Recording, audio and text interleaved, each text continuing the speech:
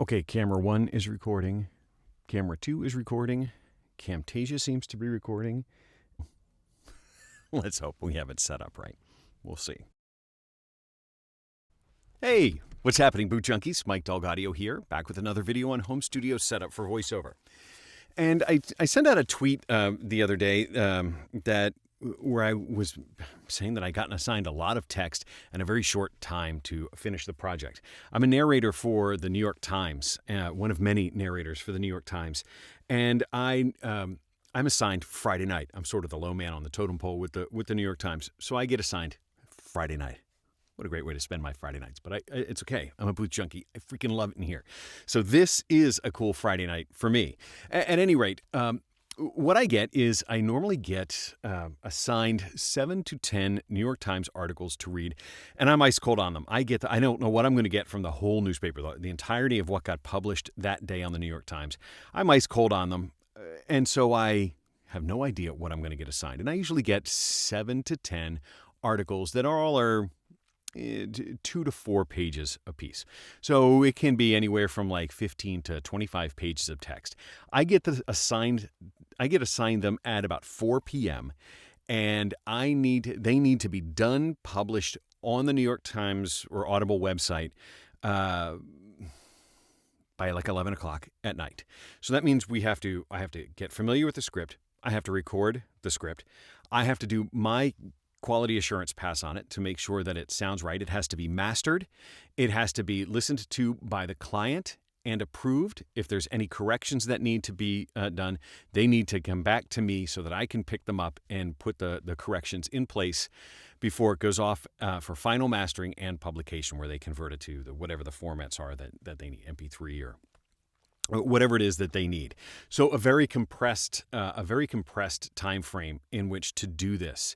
And clearly the faster I can get it done, the earlier we can all be done, and that's a benefit for everybody. And so I've really tried to optimize my workflow in order to be able to get this done as quickly as I can without sacrificing any of the product, right? The product is the most important thing. So what I thought I'd do is a number of people sort of responded to my tweet saying, man, I wish I could look over your shoulder. I wish I could see how that was done. And well, okay, I'll try and show you how I do it. So I've been assigned, I also work on one other day per week for this, for Audible, where I record for Atlas Obscura, which is another one of their clients. It's on their daily channels section, which is lots of short form content that goes in. So I get articles. This one I get a little bit longer to do the recording. I get about 30 hours to turn these around. So I can take a little bit of time and help and let you guys see sort of what my workflow is. Some of the things I've done before the camera got turned on for this session is, first I warmed up. So I do all those, exercises. I stretch my mouth out. I do some lip trills. I try and get my tongue flexible. There's a couple of tongue twisters for the syllables that I have difficulty with, so that I can avoid those tongue twisters. But I generally try and get myself, one, jazzed about doing the work, which I normally am, and just to get my mouth ready to start saying words and sentences that are foreign to me, right? I have to try and make them sound natural.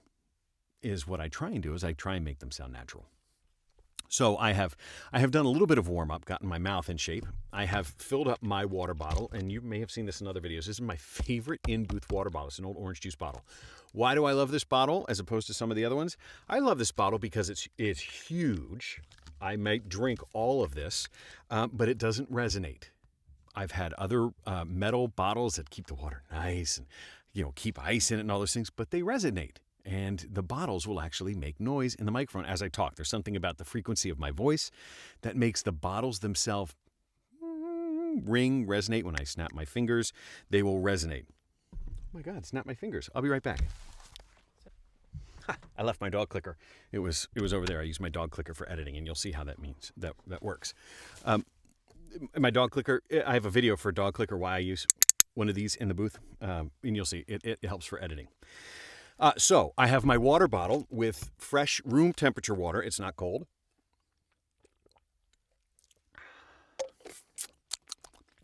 Not cold. Just keep it room temperature. It should be just the regular temperature.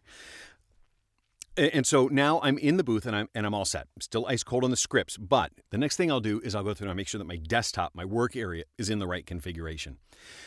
So I also have for you guys, I also have a camera pointed down here on my keyboard. A lot of the stuff that I do is keystroke based, so I'll try and show you some of the sort of how my hands work on the keyboard, and so you'll be able to see how it works.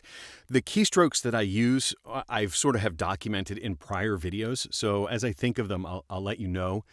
But primarily, if you look through my archive in the Reaper for voiceover playlist, look for one especially that's called Reaper presets. That's a good one. That shows you a lot of how my desktop is configured. But we get ahead of ourselves.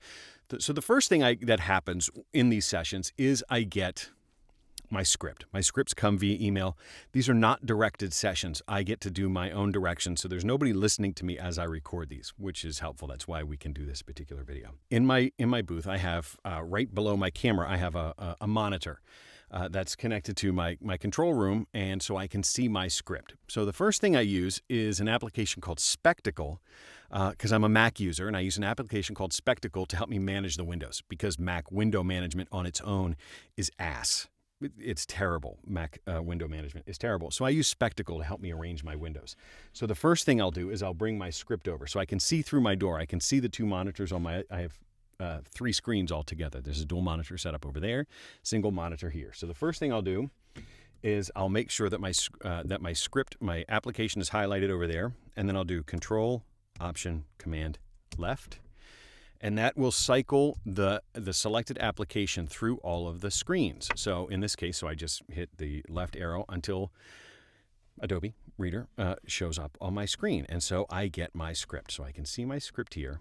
Now, it's in the center, but I want it on the right-hand side of my screen. So Option, Command, Right is how I have it set up. So I'll just put it on the right-hand side of my screen for now.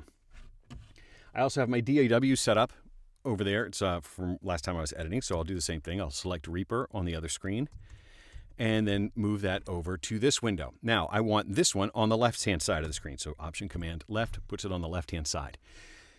The script, as you can see, the script itself is pretty small. So what I'll do is I'll tell Reaper to be on the left third. So I have that same Command, Option, Left.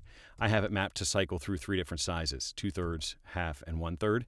So I'll just put on the left 1/3 of the screen. Because really, during the recording, I just need to make sure that the levels are good and that I'm actually recording. And really, there isn't that much left. I might go in and do some punch and roll type stuff.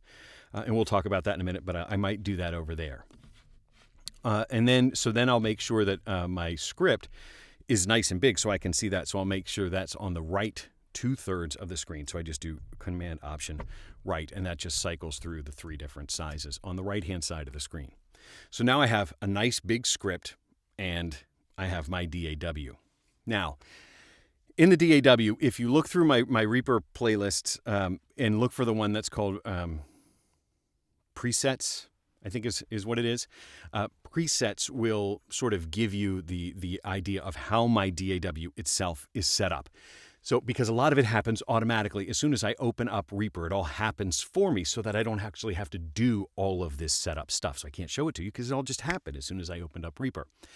But what it does is I have a template set up for my typical voiceover session. And what it does is it puts together the screen in the arrangement that I like. I have my meters and my plugins in the places where it works for me. It automatically adds a track to the screen. So the first thing, the track is there. My mic is already selected. The mic is already armed and hot, ready to record. It also has the FX chain already put in place. So it's got my preferred basic voiceover chain that sort of pre-masters everything. It gates out any noise, and really there's no noise in this booth, but it helps manage my breath. It helps manage my motion in here. So as I move around, as I move the mouse, the gate helps take those things away. I DS, I compress, I EQ, and then I do a little bit of limiting. It's very, very minor because really it's all going to get mastered at the end. I'm just making sure that my limiter is covering anything in case I go out of control. Really, the limiter shouldn't get engaged during my recording session, but it's there as a backup just in case something happens. It's all set up. Everything is set up. So I walk in the booth, I start Reaper, I hit record, and I can just go at that point. I'm not going to go just yet because I don't know what my script says yet. The script comes to me. I'm ice cold on it. I never know what I'm going to get assigned. And so the first thing I try and do is I try and get myself at least somewhat familiar with the script. I look at it, I see if there's any words that I don't know the pronunciation of, and I'll try and open up tabs to try and find pronunciations for them. There's a website called forvo.com. There's a YouTube channel called Emma Saying. A lot of times you can just search for the word on YouTube and see if you can hear somebody else pronounce it.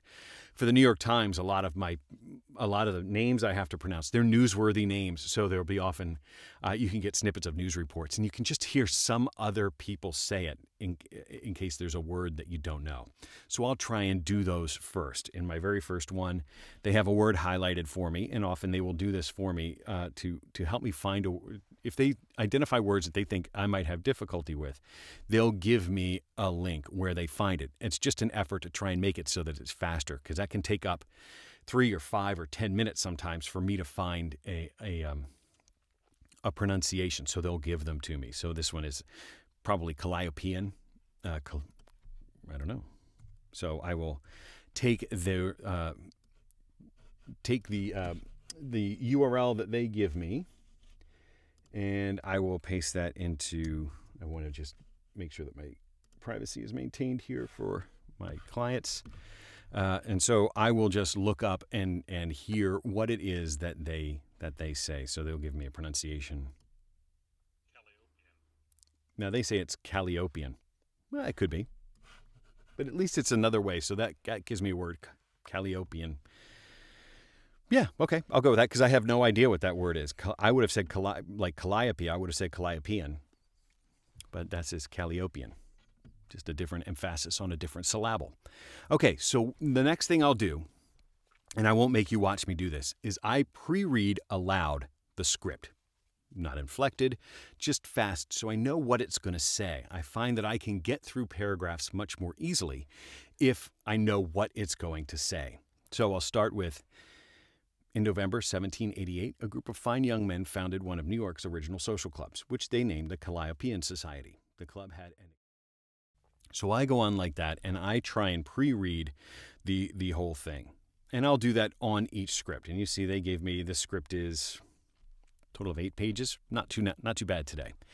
So I'll go through and I'll pre-read them, and I'll look up any of the pronunciations I need. And then I go into the recording session. I gotta stay hydrated. And I'll keep my dog clicker in hand. The dog clicker, you can also do it snapping your fingers. The dog clicker helps you know where your mistakes are made. So before we start, there's a thing that I want to talk about, and I do it the way I do it. I do it in the way that makes the most sense for me.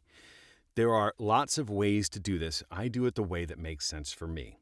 Maybe it's the way that works for you. There are 2 ways that people record things like this. And they will start to record, and if they make a mistake, they will stop, delete the mistake, rewind a little bit, hit record, and then just start recording right before where that mistake was made, and keep going. That's called punch and roll.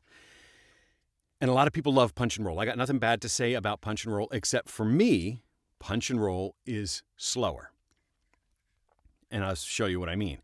So if I say, in November 1788, a group of fine young men founded one of New York.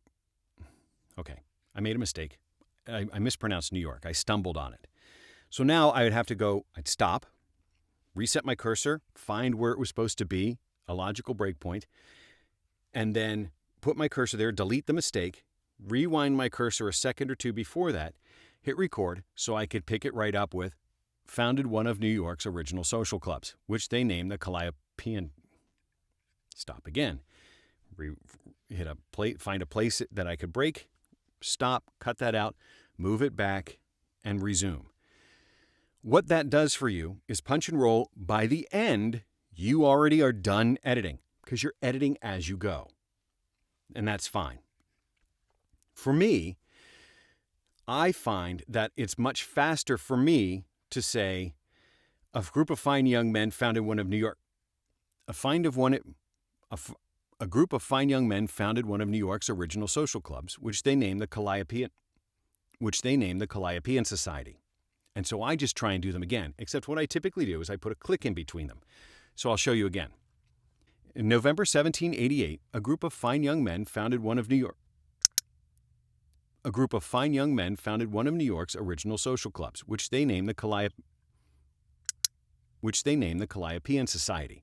The club had an express purpose: to improve the educations and minds of its 20-odd members. So those clicks, they make a marker in your waveform. Here, I'll actually start to record, and we'll see it. So as I record, you can see my waveform here in Reaper starting to appear.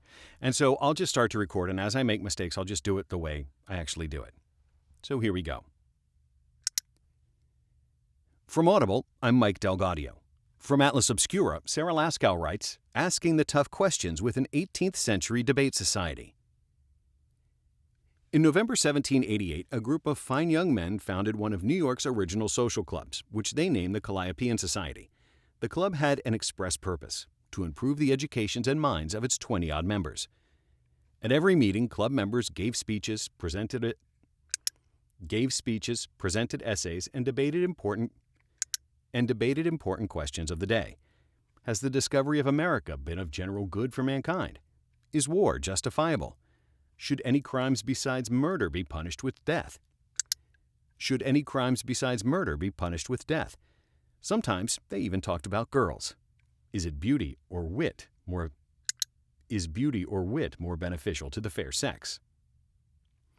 And then I'll hit play, hit the space bar to stop recording. And now I have my first 2 paragraphs recorded. And there are some mistakes. And as we look at the waveform, I can see very easily where my mistakes are. It's a very recognizable section in the waveform. I'll make it bigger so that we can see it. I can see exactly where my mistakes are, where I need to edit. So without even listening back, I can tell that this sentence was a mistake, and I picked it up directly after. And I might have made the same mistake right after. So I can just go back and listen.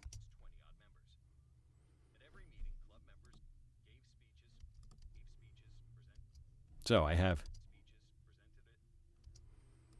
can just highlight that section, and I've got my keys mapped in Reaper in a mnemonic that way makes sense to me. And I think there's a couple of different keystrokes that you can do this. But for me, it's been super fast if I just highlight the mistake, and I have a Reaper action, saved action, that automatically splits the front and back, turns on ripple editing, and moves everything together for me. And I do that all with the Y key because it looks like 2 things coming together to form one. So it makes sense to me. It's how I've always had it mapped. So I just hit Y, and it automatically does everything I need to do that together. And I think there are some other keystrokes. So now I just have presented essays and debated important questions of the day. And if I like the way those sound together, I can move on. But for me, those fixing mistakes that way, I've gotten to the point where I can usually pick up in place and just move on without there being a noticeable jarring thing with pronunciation. And I just try and match up. So if I've taken a little bit of space before where my cut is, I'll try and take the same amount of space with the second take, and it should automatically come in. Now, I may need to move my edit point back and forth, so if a breath gets cut off, there's no breath there, but I can slide that cut point back and forth, and sometimes I'll move it right to the edge of the word so that any previous breath will still carry through, so it sounds like I'm inhaling for that next sentence. And so that's the way I'll record it. And sometimes I'll go, and then so I edit it all in place. So I do sort of a modified punch and roll. I usually do it where I record a paragraph or 2, then go back and do all my edits and pickups. That way that's still fresh in my mind, but I don't stop for every single mistake. I try and just snap my fingers, move on, snap my fingers and move on, so that I can get through the whole script and get to a logical breakpoint in between paragraphs where a change might not be noticeable in case my delivery changes. That has been the fastest way that I know how to do it. Like I said, there are some people that I'm sure get super fast at punch and roll. I find that the slicing, deleting, resetting my cursor, and going is a lot slower for me than snapping my finger and just doing it and then just snipping it out after the fact. Because I use my dog clicker and I can see my marks, those edits become really super fast for me. Once it's all done, I'm just going to jump ahead here. Once it's done, each article, I highlight it, and then I have a keystroke. In my case, I have it Shift R, which makes a region for me. So I highlight the finished bit, and I do Shift R, which marks it as a region in Reaper. I have a video in my playlist called Regions and Markers back in my Reaper playlist, and so I create a region, and a region is a specific section of text, and I'll give it the article name, Asking the Tough Questions. And that will come up later. So let me just record a little gobbledygook here, and I just do that with Command R to starts recording for me is how I have it, and then space is how I stop the recording. So let's say that was my next article. I would just highlight that, Shift R, and put the next title in here, the anti-waiter sentiment, the anti-waiter sentiment. So I give it a name. And this is important for me because now at the end, let's imagine that my whole script has been recorded. Everything's done. It's all been edited. The next thing I do is I need to get these out of my DAW and into WAV format so that I can send them off to the client. We don't share session files back and forth. They just want the edited. They just want the final waves. So in Reaper, the last thing I do is I do a render. That's what the final process is for rendering it to disk. And I see that my render window has ended up over there, so I just do my Control-Option-Command, left, and bring it across my monitors over here. Now, again, I have presets for a number of different clients. There are some that share a lot, but Atlas Obscura, in this case, they've got a specific file format that I should do it. They want it in a 16-bit wave mono at a 44.1 kilohertz sample rate. They want the naming convention a certain way, and they want it with us. They want it in a very specific way. So what I have is I've got presets that say I have all my rendering settings, and I just choose my Atlas Obscura settings. I tell it what director I want to put these in, and it automatically goes through and it does all the naming conventions. It does everything for me. And the last thing I do is I say, what regions do I want to render? And so I choose the region matrix, which I have up here as one of my regular windows, and I say I'm going to render these two files, and it automatically will take the name of the region and put it as the name of the file. So it automatically does all that naming and everything for me. So then I just click render, and it renders out all of my files to disk. Now, finally, the last step is those, I will then manually move these to a secure site. So we manually move them. We don't use Dropbox or anything like that. I move them to a secure site. But by these files landing in this particular directory, I have one more action, and there's a video about this called Backing Up Your Work with IFTTT.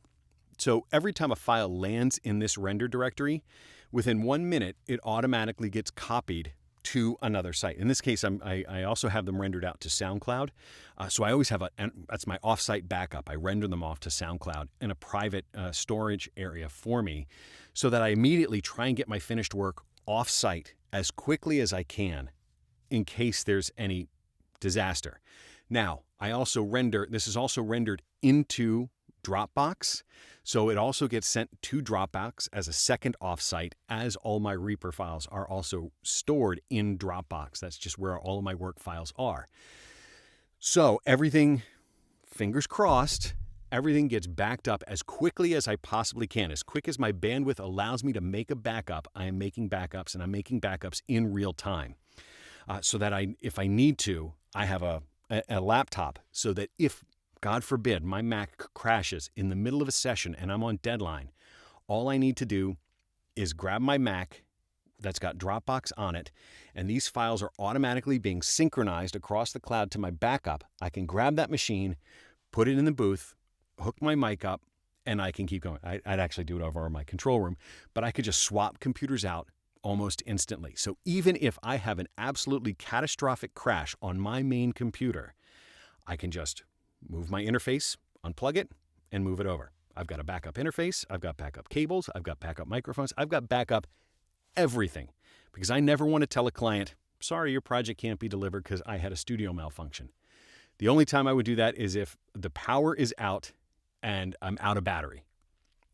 That would stop me. That if I'm in a session where I've just run out of power for too long. I don't have a generator. That's the one thing that I try not to do. So that's my process. I edit. I do the click and roll, I guess is what you'd call it, where I just try and edit in place. I edit my paragraphs, a paragraph at a time, and then I just click a button and I render it all at the end. And I back up everything as quickly as I possibly can. Every time I get to a point where I stop, I click save so that everything gets rendered. I have, if you watch my Reaper settings things, you'll know that I have all of my Reaper files, my master files, they get backed up, and I've got, in case they get corrupted or anything like that, every minute it's making a fresh copy of this main backup file. So in case I need to restore, and I've had to do that before where something will glitch and my main project gets corrupted. So I just revert back to a session from a minute or 5 minutes ago, and it gets saved. But that's how I work. And that has always allowed me to work really quickly, as quickly as has been effective for me, so that I can turn around really big projects on a really tight deadline. Okay, so actually, this is the second time doing this, because the first time I did it, the whole camera didn't record anything from my DAW into Camtasia because I set it up wrong. But now I think I've got it set it up right. So I want to show you now. I'm just going to go through and edit the last story that I recorded, just so you can get an idea of how my hands work on the keyboard. You can hear it. If I need to do a pickup, I'll do a pickup on anything, but you'll be able to see and hear how I do the editing. Just watch along with me, and I'll try and explain as I go. The first thing I'll do is, now that I'm primarily in an edit situation, I'll move the script over, keep the script nice and small, but I'll make my, what am I trying to say? I'll make the DAW nice and big so I can see it. Now, here you can see, and I think at some point I dropped the dog clicker and I started snapping my fingers. But at any rate, you can see on the waveform all of where my mistakes are. You see, I'm not the greatest cold reader. I actually make a fair bit of mistakes as I roll, as I record. And on this one, I just recorded the whole thing. I didn't go by paragraph because I wanted you guys to see sort of how this edit works. I wanted to just get through it, and then I'd edit it afterwards. And I had recorded the whole thing and edited the whole thing, and now I'm going to try and do it again. But at any rate, you didn't see that, so you don't have to worry about it. So the first thing is, I can start to see exactly where my mistakes are. And by looking at the basic shape of the waveform, I can kind of see, for example, right here, that this waveform resembles this waveform, resembles this waveform. So I know without even having to go and listen to it, that is an edit that I can just take out those two sentences, and I can just take them out by highlighting it and then just hitting Y. Now, what I do at this point is, I've got a little bit going. I start in the very beginning of the script, and I start to do my QA pass. I'm starting to listen. How a group of 70s radical. And I have my script over to the side so I can watch my script to see if there's anything that I've missed, and I can just start to proceed forward. How a group of 70s and I will start to edit as I'm listening back, so I get to multitask a little bit. I can listen as I'm to how it sounds, see if there's anything that sounds weird, any clicks or anything. I'm sort of in tune to listening to that. But in the meantime, I'll be multitasking, looking for edit points, and if there are obvious edit points, I'll just go in through and start to edit them. So here we go. How a Group of 70s Radicals Tried and Failed to Invade Disneyland by Kristen Hunt from Atlas Obscura. I'm Mike Delgadio. Disneyland operates every day of the year from 8 a.m. until midnight. The almost always open gates are a point of pride for the theme park. It took a presidential assassination to force the park to close early for the first time in history in 1963. It took a presidential assassination to force the park to close early for the first time in history in 1963. There was something that happened twice, so I clearly did this one 3 times. So I'm just going to pull that first take out. For the theme park, it took a presidential assassination to force the park to close early for the first time in history in 1963. But the second instance was a bit more head-scratching. On August 6, 1970, Disneyland abruptly shut down about 5 hours early. About 30,000 visitors were kicked out of the park, and it wasn't due to a national crisis. Who entered the... Now, on this one, I've moved way down the script. I'm already a few minutes in, but I see that there's some waveforms here, and I don't really recognize what I did here. It looks like I probably tried to retake this end. So when I'll get to that point, I'll just listen for the snaps. So I'm just going to keep moving on from that one because I don't really, as I'm listening to it, as I'm looking at the waveforms, I don't know exactly what I did there, so I'm just going to let it play forward. And when I get to that point, I'll listen for it and I'll hear the snap, and that'll jog my memory to go back in there. But in the meantime, I can still just keep editing the obvious stuff as I go. Ears look at Disneyland. The protest organizers singled out Bank of America in a press release for financing war machines. That was too far. Hoffman in 1967. Rubin was a graduate who was not even a Disney character. Visitors were kicked out of the park, and it wasn't due to a national crisis. There we go. Who entered the park with grand plans of capturing Tom Sawyer Land, liberating Minnie Mouse, and cooking Porky Pig. That didn't sound right, did it? It sounded like I missed cut out a section. And it wasn't due to a national crisis. Who entered the park with... So, non-destructive editing, I can just go back and pull whatever that phrase was back in. Most likely it was that first phrase. To a national crisis.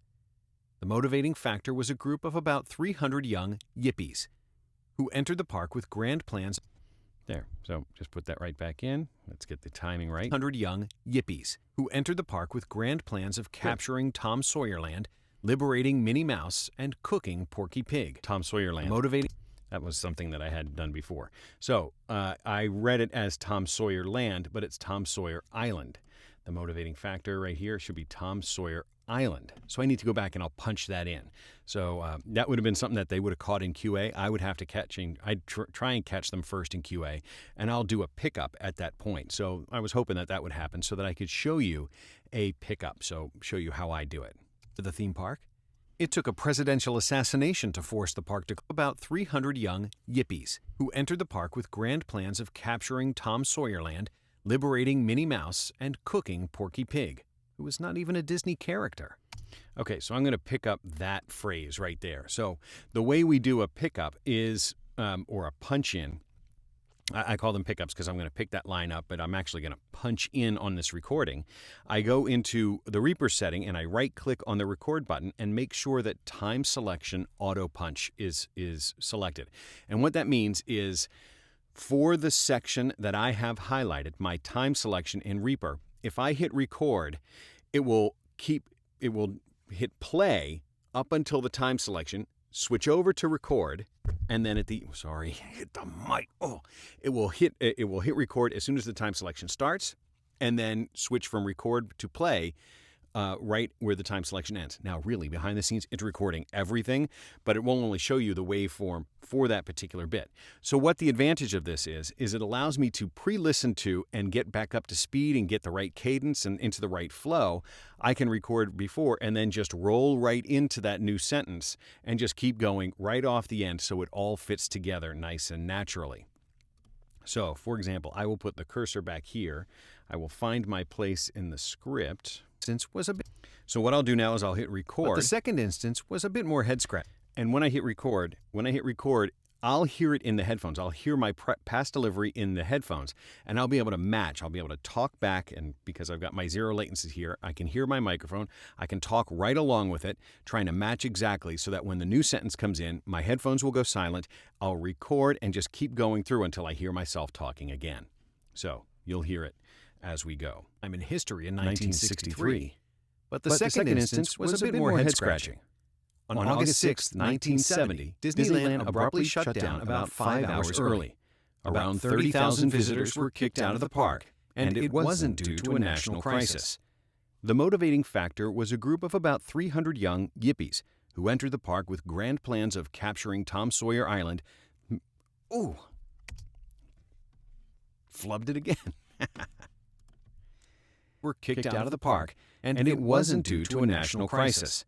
The motivating factor was a group of about 300 young... Wow! I'm getting all fablunged here, as my grandfather used to say. On August 6, 1970, Disneyland abruptly shut down around 5 hours early. About 30,000 visitors were kicked. See, that's what's messing me up. I also needed to pick up that around 30,000 visitors, didn't I? Because I said about 30,000 visitors, so I need to pick that up. I'm just going to pick up the 2 sentences then. We'll just try and go through the whole thing.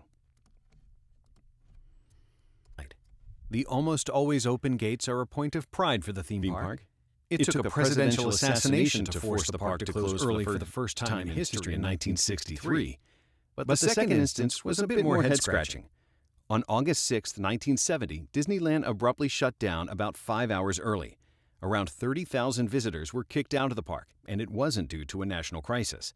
The motivating factor was a group of about 300 young yippies who entered the park with grand plans of capturing Tom Sawyer Island, liberating Minnie Mouse, and cooking Porky Pig, who was not even a Disney character. So, we did the whole thing, and I actually think my second take, so I'm just going to see how it recorded everything there. And we'll just cut out the other take. So we can see there's now 2 lanes. There's the top lane with my take 1 and the bottom lane with take 2. So now we should be able to listen to it together, and hopefully, if the timing was right, it should just flow all together like one sentence. Time in history in 1963. But the second instance was a bit more head-scratching. On August 6, 1970, Disneyland abruptly shut down about 5 hours early. Around 30,000 visitors were kicked out of the park, and it wasn't due to a national crisis. The motivating factor was a group of about 300 young yippies who entered the park with grand plans of capturing Tom Sawyer Island, liberating Minnie Mouse, and cooking Porky Pig, who was not even a Disney character. Yippies were not quite hippies. There we go. So we've got that new take right in place. And you can see it just automatically flows through. So that was how we do a pickup. And you see, I really flubbed that one hard. I had to keep going over and over and over again. Okay, so I'm not going to belabor you, but you see how I was going through. I could move forward, and I can look ahead in my script, and I can see where my errors are. This is why for me, this is a little bit faster than punch and roll, because you can see how long a punch can take if you flub your line multiple times. Setting up for a new punch, in the punch and roll section, that can actually take a fair bit of time. And when you're under the gun, I want to just take that line again, take that line again, take that line again until I've got it, and then I'll just go, and I'll edit out all that junk later. And chances are, if you remember how you're sounding, you get the practice of it, you can just pick that inflection up right at the right place and just keep going with it. And sometimes, honestly, if I'm really flubbing it, the thing I need to do is I need to alter my inflection. I just need to change the cadence just a little bit, or I need to change put a pause in a different place, because there's something that's giving me a tongue twister. And if I just change the inflection ever so slightly, sometimes that will help me get through it. But in the meantime, what I'm always doing is I'm just listening back to what I've edited a few minutes ago, and I'm trying to get ahead of my edit point. Listed a schedule of outlandish events for participating yippies. As Koenig recounts, it included a Black Panther hot breakfast at 9 a.m. at Aunt Jo. So here was another pickup that I needed to do. I mispronounced the name. The name was Koenig, but I pronounced it Koenig because of the way it was spelled. As Koenig recounts, so I would do that exact same punch. That same punch process. I just highlight the line that I need to pick up, and then I just make sure that my auto punch is selected. It still is, and then we just move forward. Most oft-quoted flyer listed a schedule of outlandish events for participating yippies. As Koenig recounts, did it again. Most oft-quoted flyer listed a schedule of outlandish events for participating yippies. As Koenig recounts, it included a Black Panther. So now I can just slip that into place, and hopefully participating yippies. As Koenig recounts, it included a Black Panther. So I can just slip those so that the timing sounds right. As Koenig recounts, it included a Black Panther hot breakfast. And there you go. I just keep going until it's all there. And then at the end, what I have is my different recordings. And when I do it, so you can see now, I've just jumped to the end. I've got all of my stories recorded, edited, everything's done for time, and it all just gets rendered. Now, this was my previous session from when I did those pickups that they sent back to me. What I do is I just mark those as their own region so that when I need to render, I can render the article and I can render the pickups after the fact without having to mess up anything. I just pick that section out and just re-render that one little section. So if I want to, when I'm ready to deliver, I just go into my region matrix down here in Reaper, select the things that I want to render out, and I just to File, Render, and it will just push those MP3s right out. Let's see, so put them over here. And it will ask, because I've rendered these once before, it'll ask if I want to overwrite them. I just click yes. And we can see that Reaper will automatically try and just render everything. It won't try. It's just going to render everything all at once. So it's doing my whole session. It's doing all of the recordings automatically all at once. And they're all going to land in that directory where I keep, where things are automatically backed up. Now, as I said before, in this particular instance, I manually drag these over to a secure site that we share, but these are also backed up in real time. So as soon as these files are finished getting written, they get backed up to the Dropbox cloud, and I also do a secondary backup to SoundCloud. As long as SoundCloud is in business, which may not be much longer, is what it seems like. So this is just automatically happening. So I don't have to do this each time. I can always go back and re-render as many times as I want.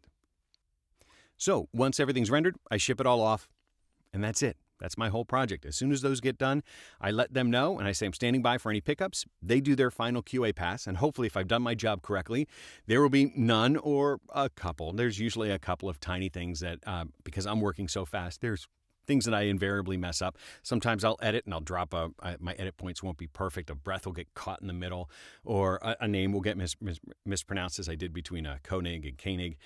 Sometimes that does happen. And they just have me come back and pick it up. But because of this system, I can go back and I can deliver a pickup then within 3 minutes. I just go find that point, highlight it, do an auto punch, mark that section as a region, mark that little section as a region. So you can see that right here. And I just mark them with the file name that the pickup is, and that's the sentence. And I'll just re-render those. I'll just select those little regions with my pickups. So when I'm ready to render my pickups, I just go, these are the pickups that we needed to do, and I click render again, and those will all just get rendered. My pickups will get backed up and everything like that, and then I manually drag them over to our secure site. And that's my whole process. And if I do my job correctly, there'll be minimal pickups, but it will be done, it will be edited, it will be mastered. Everything happens on that render pass. Everything gets mastered according to the way I have my plugin set up. And they get something that hopefully, after they do the QA pass, they just convert it, doing whatever they need to do to get it published up to Audible in this case. And that's my whole process. I hope that helps. Sorry, this is a really long video, but it's sort of what it takes to get it to look over my shoulder on a recording session. So go find a script, any script. You should be doing this if you don't have a long form script and you want to practice it. Go find a Wikipedia article. Go read the New York Times. Go read the Washington Post. Pick an article and record it. Soup to nuts. This was how I practiced. Before I started doing this, I would read articles out of the newspaper. I just pull up a newspaper site and I'd try and record them as if I was going to publish them on Audible. Make sure that they sounded good, sounded clean, they were edited, and everything like that. I learned how to do pickups. I practiced this. This didn't just happen. I practiced this. And so I encourage you to do the same. So now go open up a browser with today's newspaper and record an article and try and make it sound amazing. That's it. We'll talk to you later. Thanks.